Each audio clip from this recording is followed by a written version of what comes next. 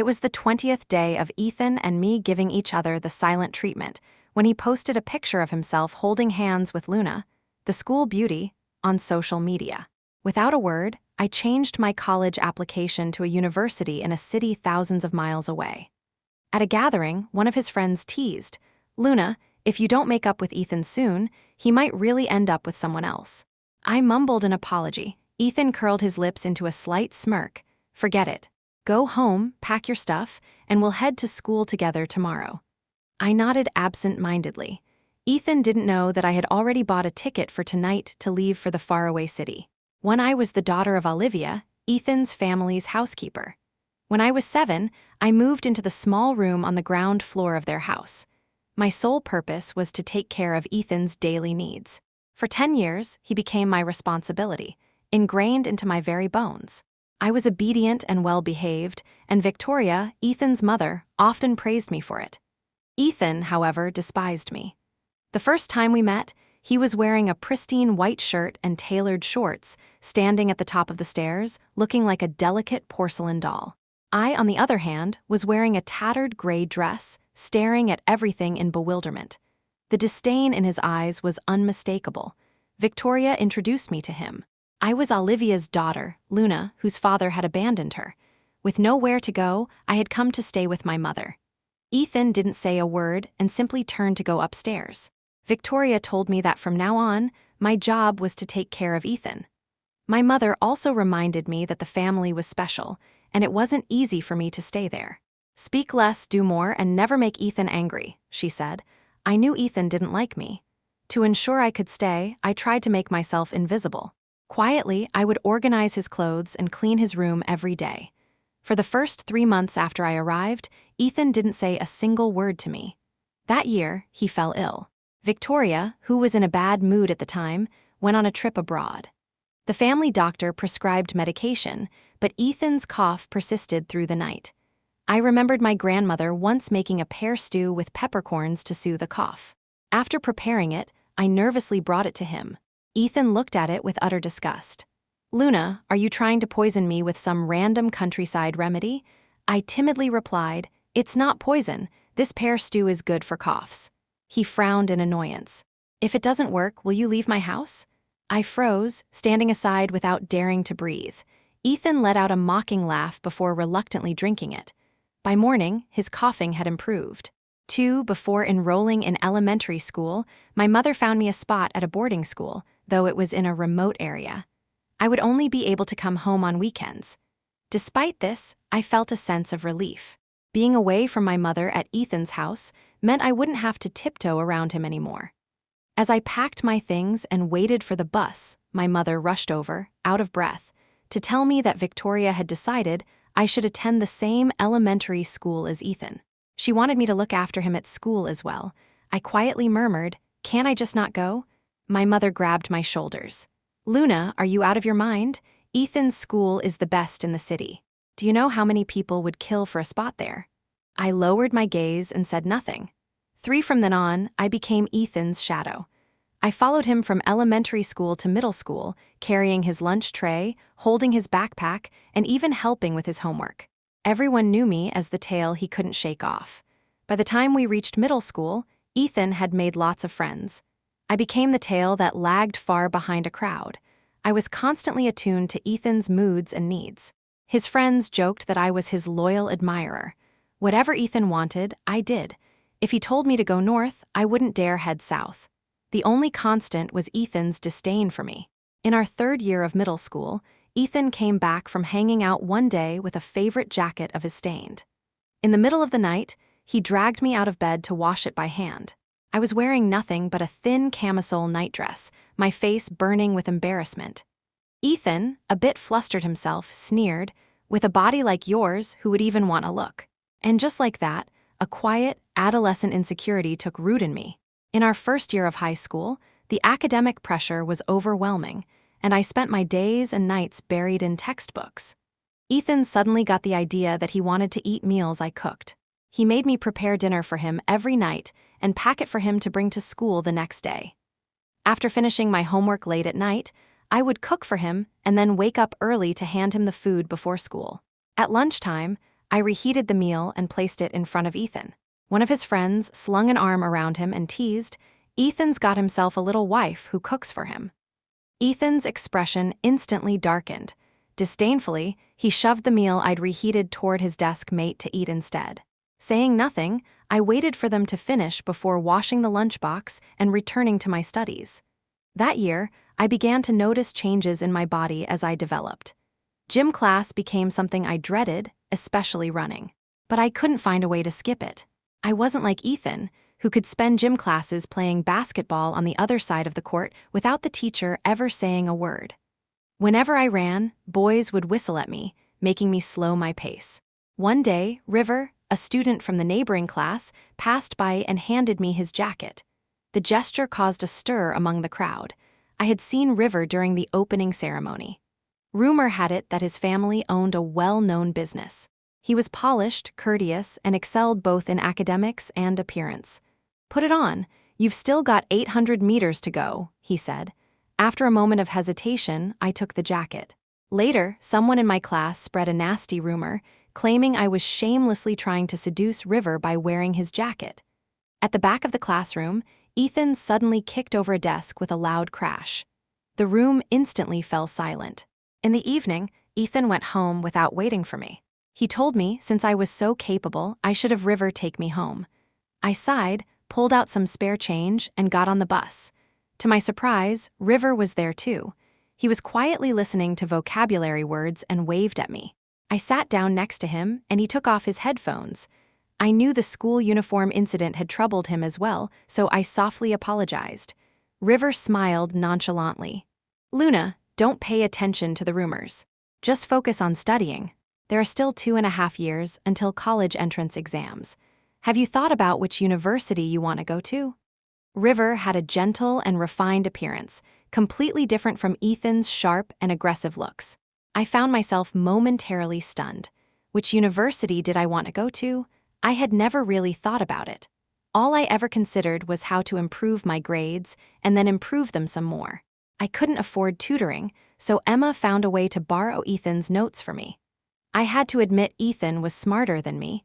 He often understood problems after reading them just once. I, on the other hand, needed to repeatedly practice and reinforce my understanding. His notes were undeniably helpful. Emma had suggested that when the time came, I should follow Ethan's lead in choosing colleges. His family had money and resources, so whatever he chose would definitely be a good option. But I had no idea which university Ethan planned to apply to. River smiled gently. "Take your time to think about it. Think about the school you really want to go to." When I got home, Emma told me Ethan wouldn't be coming back for dinner and asked if I knew where he was. I shook my head and said I didn't know. Ethan didn't come back until after midnight. He looked exhausted, and there were traces of blood on his hands. He glanced at me briefly before heading upstairs. I quietly asked if he needed help with his injuries. Ethan didn't respond and continued up the stairs. I went back to researching different universities online. For the first time, I felt a clear sense of possibility that I could leave Ethan behind and go somewhere I truly wanted to be. Later, I asked Emma uneasily if she had ever thought about leaving the house we were staying in. After all, it wasn't like we could live there forever. Emma looked a bit lost. She told me that ever since her divorce from my dad, she'd been working for Ethan's family. Although Ethan had a temper at times, Victoria was generally easy to get along with. In all these years, I'd never seen Ethan's father at their mansion. From the scattered details I picked up, I knew their family company was enormous and that his father was always busy. His parents' marriage wasn't a happy one. Their union was a business arrangement. After Ethan was born, his father had another girlfriend. Victoria raised Ethan largely on her own.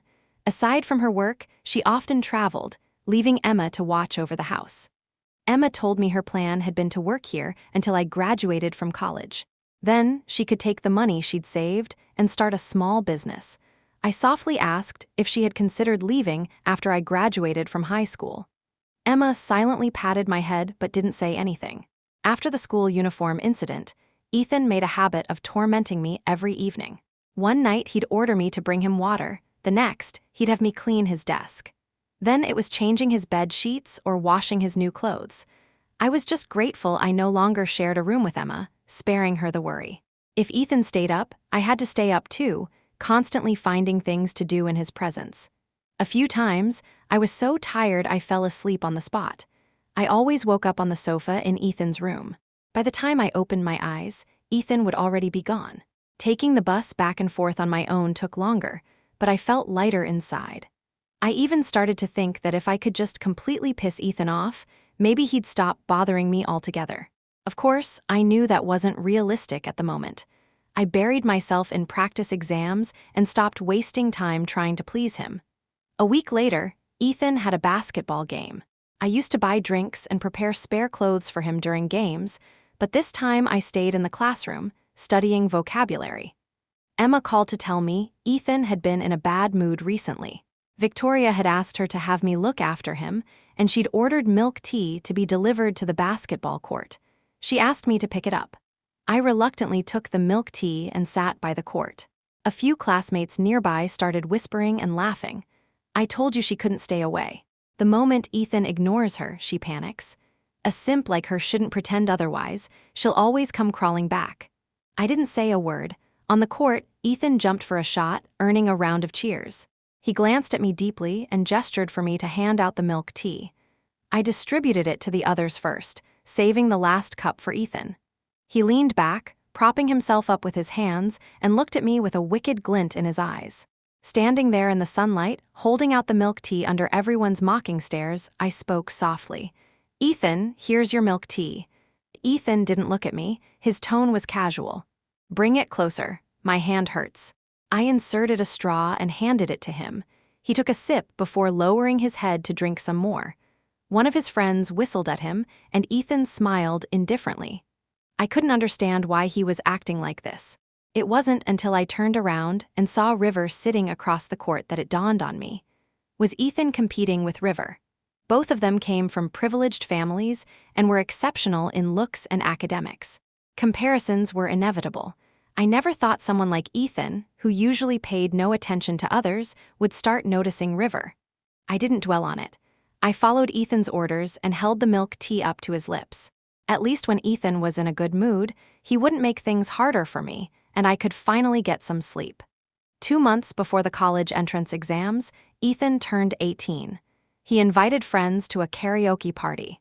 The party was lively, and everyone seemed to be having a great time. In the middle of it, Ethan received a phone call that completely unsettled him. He smashed a bunch of bottles in a fit of rage, leaving everyone too terrified to even breathe. One of his friends, sensing something was wrong, tried to comfort him, but Ethan shouted at him to leave. The friend hurriedly ushered the others out of the room. I felt restless, wanting to quietly slip away with the crowd, afraid of becoming the next target of his anger. Just as I reached the door, Ethan's cold voice stopped me in my tracks. "Luna, get over here." A shiver ran down my spine as I slowly walked toward him. He sneered. "What are you so scared of? Do I look like I'd eat you?" I quickly shook my head. "Where's my gift? Did you really come to my birthday party empty-handed?" I bought one," I stammered, fumbling to pull out a pen from my bag. But when I saw how expensive everyone else's gifts were, I didn't dare take it out. It was a simple pen I had bought on the way here for 10, wrapped with a pink ribbon the shopkeeper had added for decoration. It couldn't compare to the branded gifts the others had brought. Ethan let out a cold laugh. "Really? 2 years ago, you gave me socks. Last year, shoes. I was honestly expecting underwear this year, but no, you outdid yourself with this." My face flushed red with embarrassment. I had always planned my gifts carefully: socks 2 years ago, gloves last year. But after being mocked for the socks, I had saved up to buy a pair of shoes instead. This year, however, I was saving for college tuition and couldn't spare much, so I just picked up the pen on a whim. "I'm sorry," I murmured, lowering my head. "I didn't mean to upset you." "Oh, Luna," Ethan said mockingly, his voice unusually calm, "you've done plenty to make me unhappy over the years." Then he gestured for me to come closer. "Come here." I hesitated, shuffling a step forward. Ethan reached out, pulling me forcefully by the waist. His head rested against me, his breath hot against my skin. I tried to push him away, but he tightened his grip slightly, causing me to stumble and end up sitting on his lap. He buried his head in the crook of my neck, his lips brushing against my skin, leaving a trail of warmth wherever they passed. Ethan, I stammered, my voice trembling. For a moment, he seemed dazed, then suddenly bit down on my neck. Pain shot through my body, leaving me no room to struggle. Resigned, I suppressed the discomfort and stayed still. After a long moment, he finally pulled back, his voice indifferent. "Luna, if you dare tell anyone about this, you're dead." Frustrated and angry, I gingerly touched the bite mark on my neck. Ethan looked as if nothing had happened. Before I left, he casually mentioned that he was applying to Stanford University. The bite mark forced me to wear scarves to school, almost drawing my mom's attention. Recently, my mom, Emma, had learned from Victoria, Ethan's mother, that he was planning on attending Stanford. She encouraged me to apply there too, occasionally seeking Ethan's advice on the school's programs. He patiently explained everything to her, a stark contrast to how he treated me. Victoria also thought it was a good idea for us to attend the same college, saying it would be safer for me to have someone familiar nearby.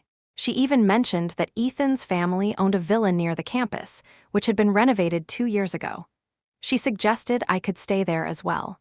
I always nodded obediently, but deep down, I knew my plans didn't matter to Ethan. There was no need to share my thoughts with him. Time passed as I buried myself in exam preparation. Thankfully, Ethan had been more emotionally stable this year, leaving me with more time to focus on studying. The constant stress only eased after the college entrance exams were over. On my 18th birthday, my mom and I celebrated quietly in a small diner. A tiny cake and her heartfelt wishes marked the occasion, alongside the joy of finally leaving this chapter of my life behind. For the first time in a while, I felt a sense of relief. That night, as usual, I brought Ethan some fruit. His room was dimly lit, with soft music playing in the background. The moment I stepped in, the door clicked shut behind me. Ethan was leaning lazily against it. He was tall and imposing, his youthful energy radiating as he approached. Instinctively, I stepped back. He grabbed my wrist from behind and led me to the center of the room, muttering something about how useless I was. That's when I noticed the cake on the table and an expensive-looking dress hanging nearby. "It's for you," he said casually. I froze, unsure how to respond. "Thank you, but I don't think the dress will fit me." "Then save it for the freshman ball at Stanford," he replied. I stayed silent. My exam score was 16 points below Ethan's, but Victoria assured us that it wouldn't be an issue for admission. My mom was thrilled. That summer, I asked Victoria for permission to get a part-time job. She didn't stop me, and Ethan, surprisingly, didn't either. During one shift, I ran into River, who had forgotten his phone. I treated him to a milkshake and took the opportunity to discuss the programs and career prospects at Princeton University. We sat outside the cafe, chatting, when Ethan suddenly appeared. The disdain in his eyes was unmistakable as he coldly told me to come over. My face burned with embarrassment as I quickly thanked River and followed Ethan. On the way home, Ethan asked, "Do you really want to be around River that badly?" "No," I explained softly.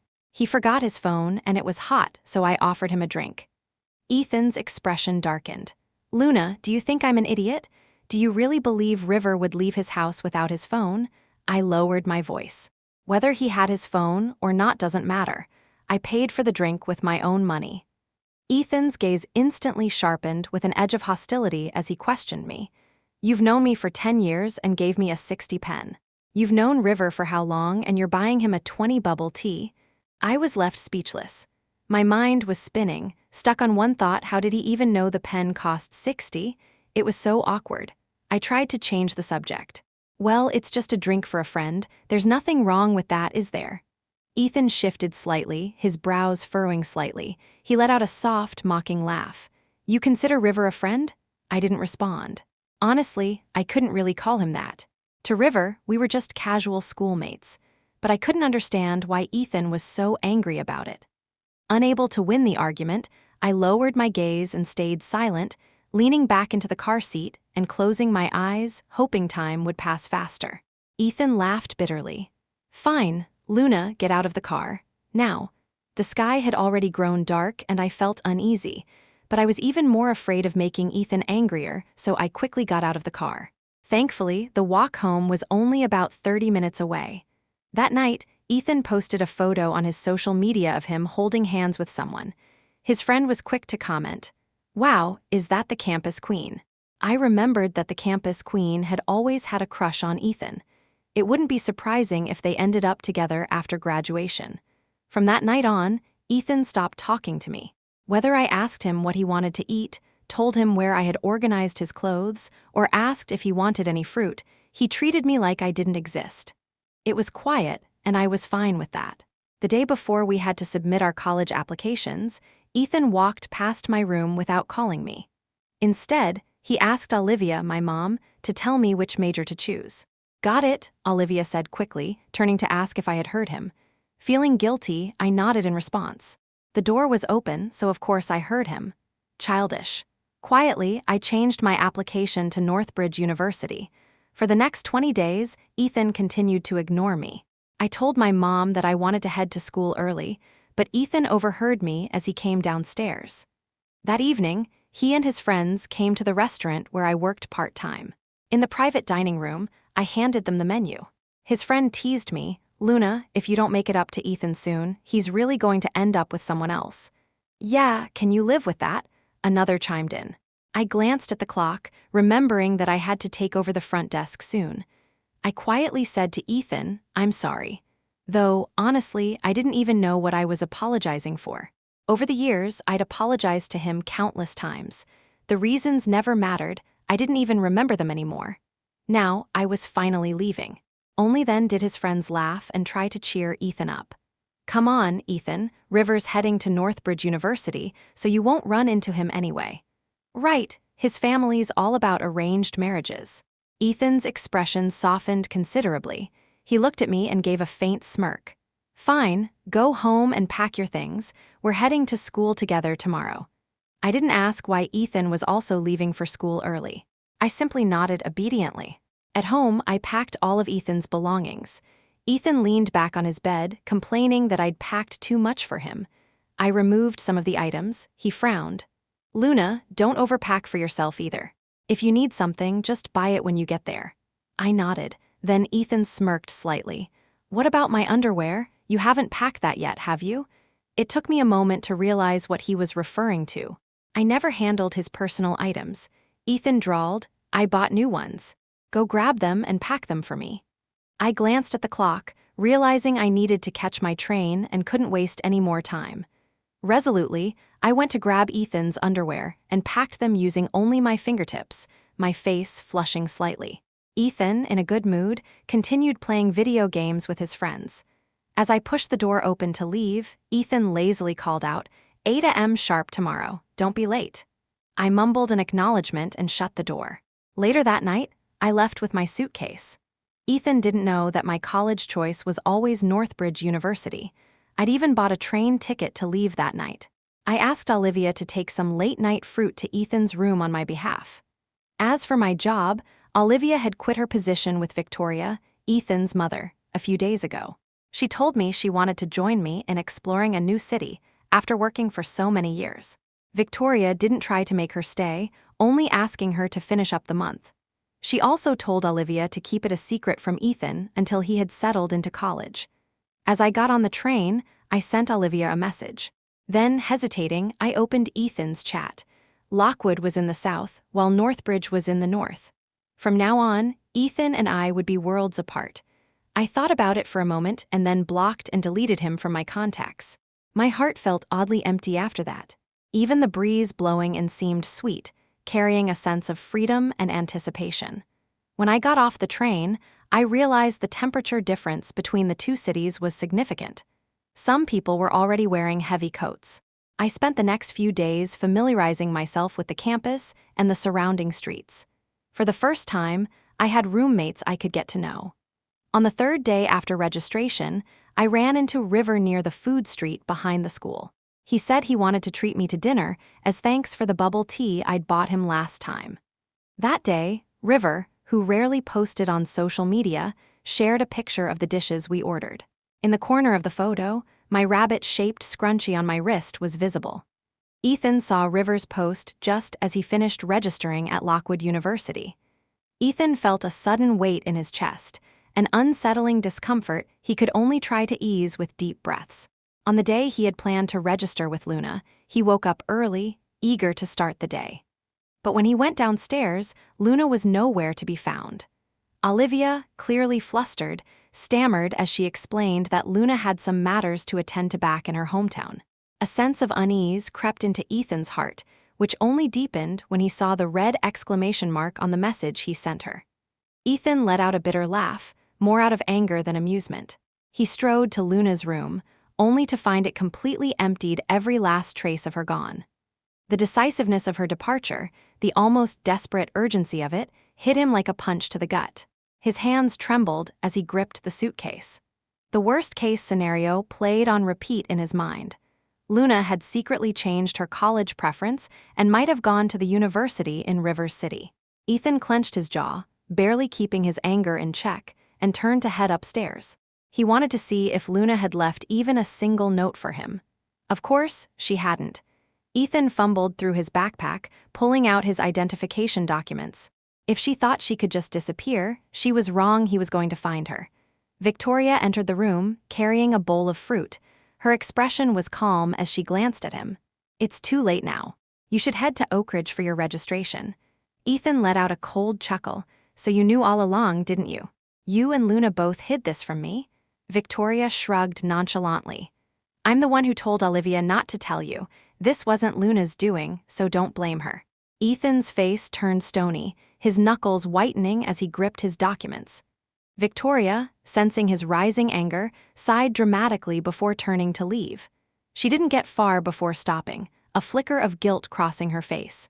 Turning back, she said, "Ethan, I've always encouraged you to be yourself, but you also have to let others be themselves. Luna isn't your possession. She has the right to make her own choices. You two have been inseparable for so long. Maybe some time apart will help you both understand your own hearts more clearly."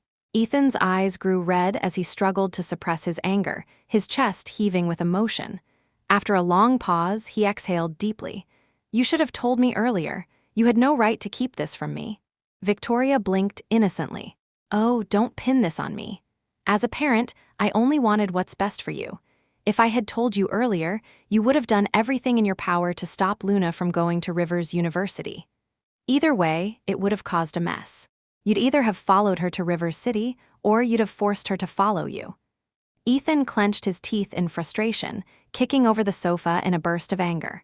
Victoria, unfazed, continued in her usual calm tone, "And in the end, you'd only end up losing Luna altogether." Ethan closed his eyes, his face pale and drained of emotion. He didn't argue further. Victoria stepped closer, her voice softening. "Going to Oak Ridge has always been your dream. As your mother, I don't want you to give that up for anyone. But Luna has dreams of her own too. I think Olivia feels the same way."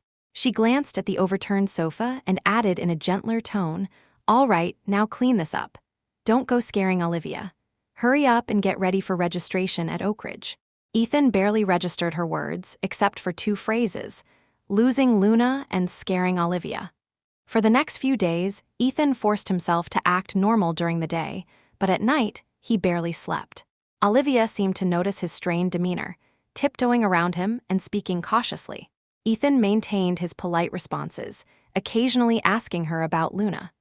Olivia, surprised by his newfound interest in conversation, gradually began to open up. Through her, Ethan learned that Olivia planned to rent an apartment near Rivers University to stay with Luna, where she would find small jobs to support them. He also learned that Luna was adjusting well. She had made new friends and was busy exploring every corner of her new campus. In short, she was happy. She wasn't sad, nor did she seem to miss him. Ethan hastily finished his meal and retreated to his room, afraid that if he stayed any longer, he might lose control. It was clear now. To Luna, he didn't matter at all. He was as insignificant as the family dog, no, even less so. At least for the dog, Luna had left instructions for Olivia to feed it on time and water the plants in the garden. But for Ethan, not a single word. Ethan felt like his chest was about to explode. Every day, he locked himself in his room, counting down the hours until he could leave. Registration for Oak Ridge University was 3 days after Rivers. When Ethan finally arrived at Oak Ridge and settled into his dorm, His phone buzzed with notifications from their group chat. Someone had shared a screenshot of River's social media, a rare post of his. The photo was of a simple meal, nothing special. But in the corner of the image, a delicate, pale wrist adorned with a familiar bunny hair tie was visible. The group chat exploded with speculation about River's supposed girlfriend. Ethan cut through the chaos with a single, cold response. "It's not." The group chat fell silent.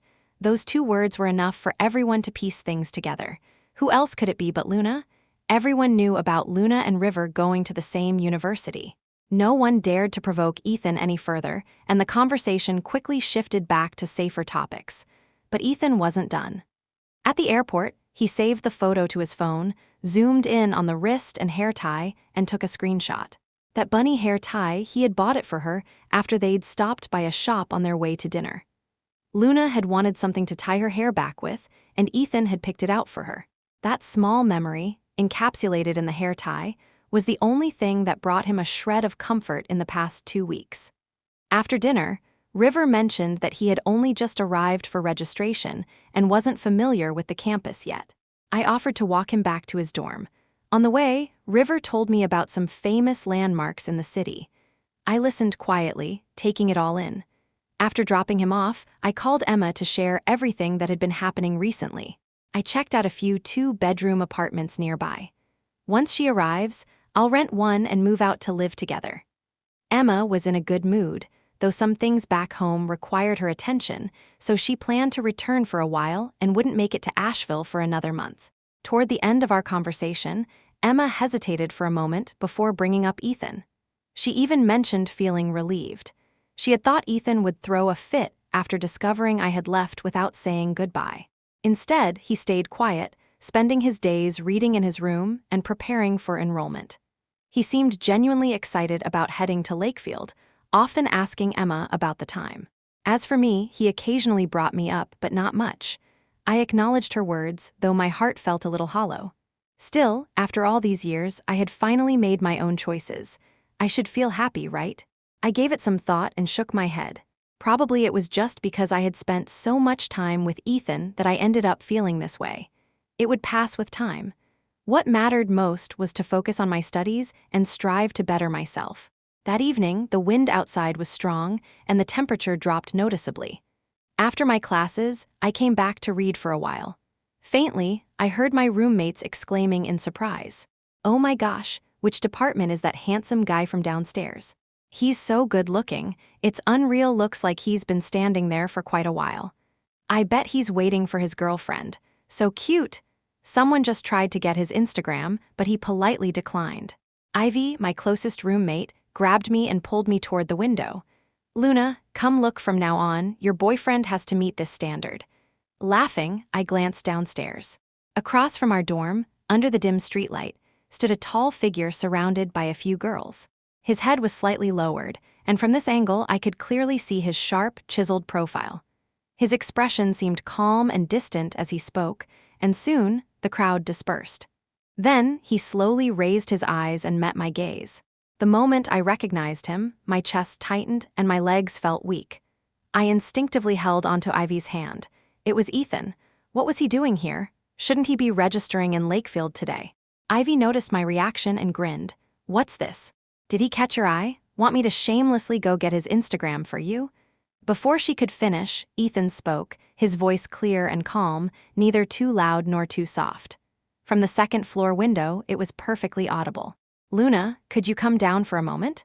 What followed was Ivy shaking me like crazy and my other roommates giving me enthusiastic thumbs-ups. The next second, Ivy shoved me toward the door with a playful nudge. "Go, Luna, who knew you were hiding such charm. Tell us everything tomorrow." I felt a bit panicked. As I went downstairs, I deliberately skipped putting on a coat, planning to just go and come back quickly. Ethan seemed to have grown taller. I tried my best to hide my nervousness and greeted him casually. "Ethan, what brings you here? Visiting a friend?" Ethan didn't answer right away. His deep eyes locked onto mine before he softly asked, "I'm hungry. Would you mind taking me out for a meal?" Was he asking me? Ethan had always been assertive and decisive, never asking for permission. This felt strange, like a controlling CEO suddenly softening his demeanor after years of being domineering. I didn't know how to refuse. He had traveled all this way. Was it just to have me treat him to a meal? Not that I minded, but I already had dinner plans with Ivy. Sorry, I've already made plans with my roommate. Before I could finish, Ivy appeared behind me, holding my coat and shoving it into my hands. With a bright wave, she greeted Ethan. Hi there, I'm Ivy, Luna's roommate. Ethan responded politely. Hello, I'm Ethan, Luna's high school classmate. Ivy winked at me with a cheeky smile. Just popping in to say I have plans with my dream guy, so I'm out. Sorry, babe, I nodded. Ivy had liked her dream guy for a long time, so it was important to her. After she left, I put on my coat and led Ethan toward the food street. As we walked, I calculated how much I could afford to spend on dinner. Ethan seemed to notice a restaurant and walked in. Only then did I realize it was the same place River and I had eaten at recently. The prices were reasonable, and the food wasn't bad. Ethan even picked the same private booth. During the meal, Ethan ate very little, mostly scrolling through his phone. Not wanting to waste food, I ended up eating a bit more than usual. Afterward, I asked when he planned to head back. Putting down his phone, he looked at me and said slowly, You didn't even ask why I came here. You just want to know when I'm leaving? I lowered my voice. I asked downstairs, but you didn't answer. His gaze wavered slightly. That's when I noticed he hadn't just grown taller, he'd also lost weight, and he didn't look well. He seemed almost sick. In a soft voice, he explained, I had some things to take care of. I'm leaving tomorrow night. I nodded lightly. As we left, Ethan stood by the restaurant door, waiting while I paid the bill. He didn't show the impatience he used to in high school when he'd complain about my slow pace and pay himself just to speed things up. I treated him to dinner, and for the first time, I felt a sense of confidence. Spending $169 on a meal was a splurge for me. At least now, having treated him, he probably wouldn't say anything harsh or scolding, right? I let out a small sigh of relief. But as for where we were headed next, Ethan didn't say a word. I wandered aimlessly around the campus with Ethan, who spent the entire time taking photos. The basketball court, the shaded pathways, the unique architecture, and me. When I noticed Ethan lifting his phone to take my picture, I took a few steps back. I'm not wearing any makeup. Doesn't make much of a difference. You look the same either way, he replied nonchalantly. I retorted, That's not true. Even Ivy says I look better with makeup. Ethan let out a soft, lazy chuckle. Only been in Brighton for a few days, and you're already into wearing makeup. As we were about to turn the corner on one of the shaded pathways, Ethan suddenly wrapped his arms around my waist from behind. I stumbled backward into his chest, completely caught off guard. I held my breath as I felt the powerful presence of him pressing against me, his warm breath grazing my neck. It was warm, intense, and carried a hint of danger. I trembled, trying to wriggle free, but Ethan held me tightly. I didn't know what to say. I had imagined him mocking me or teasing me, but never this a sudden embrace. His scent was faint but intoxicating. I thought to myself, maybe something's wrong with me. Was I seriously noticing how he smelled at a moment like this? I stammered, Ethan, why you should let go of me. Ethan seemed drained as he murmured, No. My legs are going numb. Just hold on a little longer.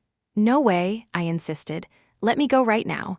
He sighed and spoke softly, his voice tinged with exhaustion. Luna, I'm not feeling well. What's wrong? I haven't been eating properly for 2 weeks, I can't sleep, and I have a fever. Then you should see a doctor in Ashbourne. They have excellent health care there. He exhaled slowly, a bitter smile forming on his lips. You really don't care about me at all, do you? I said nothing. My legs were genuinely giving out. When Ethan finally released me, he grabbed my wrist and turned me around with a firm but gentle pull. Before I could react, his warm lips pressed against mine. I froze in shock as his kiss grew more fervent. I tried to pull away, but he cupped the back of my neck, drawing me closer. The kiss deepened, hot and intense. Summoning all my strength, I shoved him away and slapped him across the face. His head turned slightly from the impact, but his expression remained calm. His slender fingers lightly touched his reddened lips. I could feel my face burning, and the words I wanted to yell at him died on my tongue. Ethan lowered his voice and apologized. I'm sorry. It was the first time Ethan had ever formally apologized to me. Usually, if he noticed I was upset, he'd just laugh it off and say, "Well, sorry, I guess." I stared at him in disbelief. "Ethan, if an apology could solve everything." He cut me off with a soft, teasing tone. "Then how about you kiss me back to get even?" I pressed my lips together, too angry to find the right words. I stormed off toward the dorms, leaving him behind. He called after me, "Luna, I'm flying out tomorrow night. Will you come see me off?" I didn't look back, nor did I answer him. That night, I couldn't sleep. The next morning, my lips still felt slightly sore. Ivy, noticing my dazed expression, cornered me and started prying about Ethan. I gave her a brief summary of the years I spent taking care of him. He was the employer, and I was just the hired help. Ivy smirked knowingly. "Luna, you don't seriously think he only sees you as a sidekick, do you?" "What do you mean?" "It's obvious he likes you." "You're saying Ethan likes me?" "Impossible. He's always been so vocal about his disdain for me. Last night was probably just him being upset. I might have given him the impression I'd moved to Ashbourne, and he lashed out in frustration." Seeing my disbelief, Ivy threw an arm around my shoulder. "Trust me, he definitely likes you. But yeah, his personality is a bit unconventional. Maybe his teasing is just his way of showing he cares." I felt exhausted.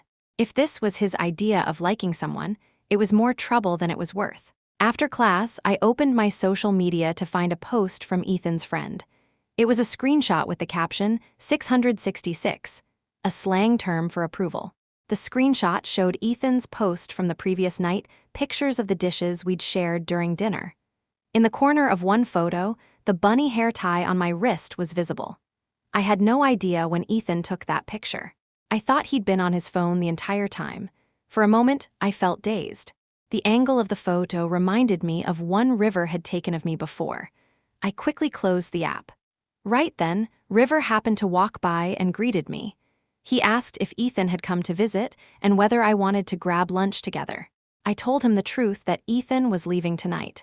River nodded, his gaze lingering on my lips for a second before he spoke. "I heard Ashbourne University keeps students pretty busy. I'm surprised Ethan found time to come here." I gave him a polite smile without responding. That afternoon, I got a call from the landlord of an apartment I'd been considering. The place was close to campus, cozy, and newly renovated, but slightly over my budget. I'd been hesitant about it. The landlord explained that they were moving to another city and could offer a discount if I signed a 4-year lease with a 1-month deposit. A 4-year lease wasn't an issue. The location was bustling, which would be great for Emma's business if she came to visit, and a 1-month deposit was a rare find. After class, I went over to sign the lease, excitedly calling Emma afterward. She said she'd move here by the end of the month. Time flew by. While Emma settled in, I stayed in the dorms a little longer, savoring the rare feeling of being surrounded by family again. In the meantime, I started learning about makeup and fashion from Ivy. She had a knack for styling, with her tall frame making her a natural fashionista. Her sense of style even started to rub off on me, and my own aesthetic standards improved dramatically. Occasionally, I would dream of that kiss from Ethan, as if it belonged to another lifetime. At the end of the month, Emma came by with a lot of things and mentioned that a friend had told her about a company hiring for an office assistant position. She planned to give it a try. "Luna, I'm getting older, and it's harder for me to learn new things. Honestly, I feel a bit embarrassed about it." I comforted her, assuring her it was okay and that I would help her learn until she got the hang of it. I truly believed she could do it. The money I had earned from my part-time jobs, Emma insisted I save, while she helped pay for my tuition. I used that money to buy a computer so she could practice at home. She was even more diligent than I was during my college entrance exams. Many nights, I'd wake up in the middle of the night and see her still sitting at the computer, practicing typing. She had even started planning for the future, talking about buying a small apartment near my workplace someday. I took on additional part-time jobs so we could save together for the house. She was so frugal that she wouldn't even turn on the main lights to save on electricity, relying instead on a small desk lamp. In its warm glow, she worked with utmost focus and seriousness. One night, I turned on the living room lights before quickly retreating to my room. A few months later, school went on winter break. Emma and I planned to spend New Year's in Maplewood. River mentioned that his family was traveling abroad this year and asked if he could come over for a meal. He'd been to our place a few times this semester and had grown quite familiar with Emma.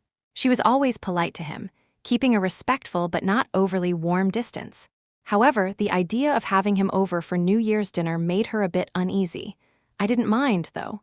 Ivy had initially said she'd come over for dinner, but later decided to head back home instead.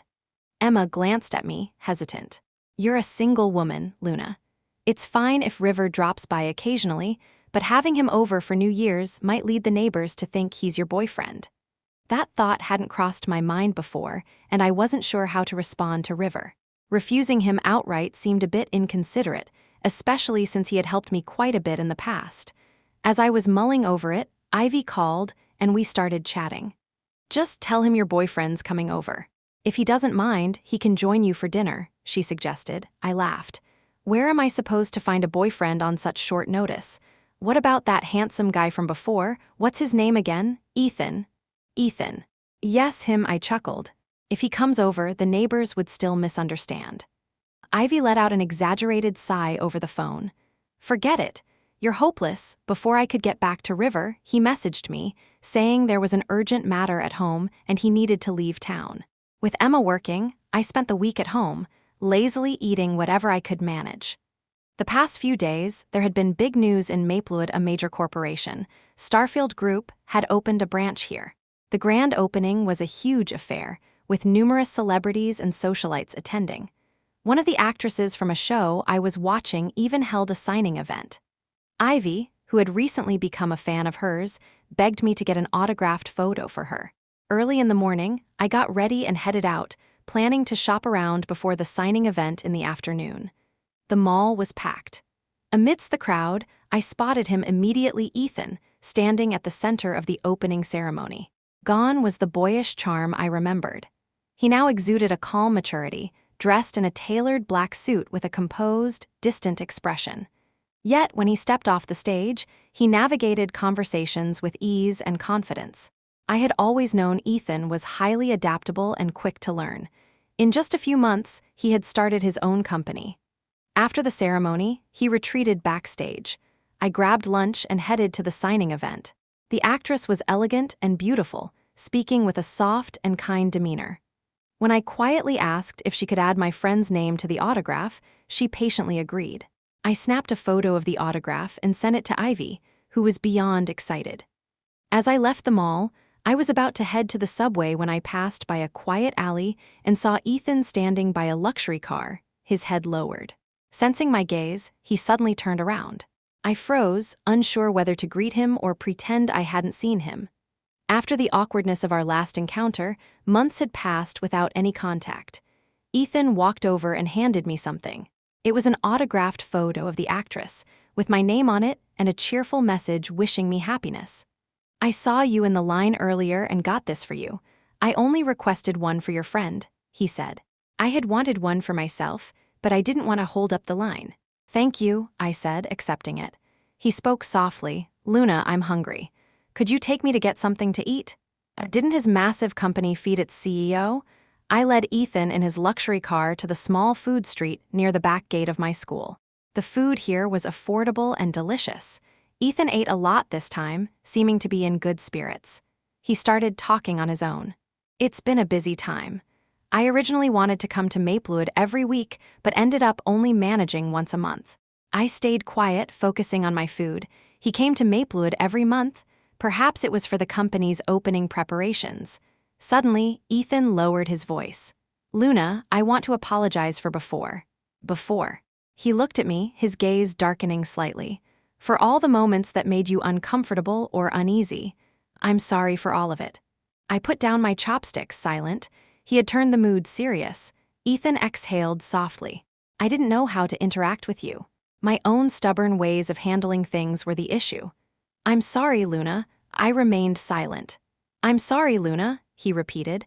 I thought about the past and knew Ethan didn't grow up in a typical family. His parents despised each other. Their marriage was more like a business arrangement, tangled and impossible to unravel. When Ethan was in elementary school, he got into a fight because someone called him an unwanted bastard. He was stubborn, volatile, and did whatever he pleased. But Victoria was always lenient with him, rarely scolding him for anything. Perhaps she wanted to make up for her shortcomings as a mother in this way. However, she spent most of her time either working or traveling, so Ethan didn't see her often. Over time, his personality became increasingly uncontrollable. While staying at Ethan's house, I did enjoy a lifestyle far beyond what I was used to. And because he attended the best elementary school in the city, I could look after him and manage his life. But I wasn't willing to be his punching bag. I spoke softly. "Ethan, some wounds can't be erased with just an apology." Ethan froze momentarily. His long, narrow eyes turned slightly red, his Adam's apple bobbing as he murmured, "I'm sorry." I stood up and looked at him. "I accept your apology, Ethan. Now go home. Don't come back again." Ethan abruptly stood up, blocking my path, his gaze fixed on me. Startled, I instinctively stepped back. His outstretched hand froze mid-air. After a long pause, his expression softened. His eyes glistened with unshed tears, his face pale, and his voice carried a hint of pleading. "Can we start over?" he asked, extending his hand nervously. "Luna, nice to meet you. I'm Ethan." Before I could respond, a waiter interrupted us, asking if we were done so they could clear the table. I stepped past Ethan's outstretched hand and walked out. When I went to pay the bill, I noticed the total was $328. Had I really ordered that much? Without looking back, I walked all the way home. That night, I fell ill, coming down with a sudden fever. My mom, Emma, whose company had recently relocated, sent me some medication. The instructions on the package were written hastily, but with clear care, detailing how many times I should take it each day. I didn't see Ethan again. Life seemed to gradually return to normal. Ethan's business grew even larger than I had imagined, and I occasionally came across news about him online. I didn't pay much attention, instead dedicating more time to myself studying English, working part-time, and planning for life after graduation. In the second semester of my sophomore year, River told me he was going abroad. It was a family arrangement, and he might be gone for a while. I had dinner with River and Ivy before he left. As he was about to leave, he suddenly laughed. "Luna, some people are truly crazy." I didn't understand and thought I had misheard. River shrugged it off, saying it was nothing, then reminded me to take care of myself before getting into his car. Comfortable and peaceful days always fly by. Seasons changed, and both my mom and I grew a lot. Before the start of my senior year, my mom had been promoted to a managerial position. She said it wasn't a high-ranking role, but it was the first time she felt truly recognized by her colleagues. We decided to celebrate in a big way. During dinner, my mom asked about my plans after graduation. I told her I planned to stay in Denver. Through my part-time job, I had met a business owner who recommended me to the HR department of a major local company. Hearing me mention Denver, my mom smiled. "That's great. After all these years, I've gotten used to Denver too. With you here, I often feel like Denver is truly our home." After saying that, she hesitated for a moment before looking at me. "Luna, what's going on with you and Ethan?" I replied nonchalantly, "We haven't been in touch for a long time." "Ethan isn't a bad person," my mom said. "He's just never had anyone to guide him. His experiences and life are so different from ours, but deep down, he's still kind. Remember that little dog at the Richmond's house? He's the one who rescued it. He would complain about it, but still made sure I took care of it." I didn't say anything. My mom went on to tell me that after I enrolled in Denver, she actually had a conversation with Ethan. She didn't fully understand the dynamics between young people, but sensed that Ethan had feelings for me and that I was uneasy about it. So, for the first time, she spoke to Ethan as a parent. She told him that we weren't a good match, whether it was because of our families or our personalities. She hoped Ethan wouldn't come to Denver to disrupt my studies. Recalling that day, my mom said Ethan was very quiet, so quiet that she thought he hadn't heard her. After a long pause, Ethan politely responded, "I understand, ma'am. Thank you for everything you've done for Luna these past years." Later, as my mom left the Richmond's house carrying several large bags, Ethan insisted on having his driver take her home. He also bought many gifts for her to bring to my grandparents. Smiling, I said, "Well, that was pretty polite of him." My mom looked at me and shook her head but didn't say anything further. 2 months into my senior year, Ethan's close friend Hugo came to Denver.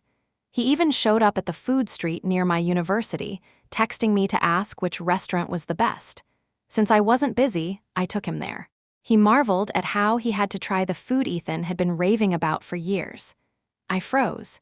Even though my university wasn't far from Ethan's company, most working people would typically eat closer to their offices. As Hugo ate, he let out a low chuckle. "Luna, are you really done with Ethan? In high school, we were all immature, always teasing you. I'm sorry for that." I smiled. "It's fine, it's all in the past. Right now, I'm doing well." Hugo looked frustrated. "If you can let go of what we did, why can't you forgive Ethan?" I froze. He kept rambling. "At least don't ignore him. Even being regular friends would be better than this. You have no idea how much Ethan gave up just to open his company here in New York. He went against his dad for half a year without speaking to him. This company was supposed to open in another city, but Ethan insisted on New York. To build connections and resources, he attended countless events, drinking with people he didn't even care about. He did everything he could. He even fought over projects with River's family, only to give one away after finally winning it just so River could afford to study abroad. I couldn't process it all and asked, "You're saying River's study abroad was because of Ethan?" Hugo got worked up. "Luna, this really isn't Ethan's fault. River is a piece of work. He knew Ethan had been planning to go to Stanford for years, even renovating a villa nearby just for you. But he convinced you to come to New York instead. You remember the rumors in high school when River gave you his uniform. The things people said about you. He's smart, don't tell me he didn't know what it would do to your reputation. Yet he still gave it to you that day.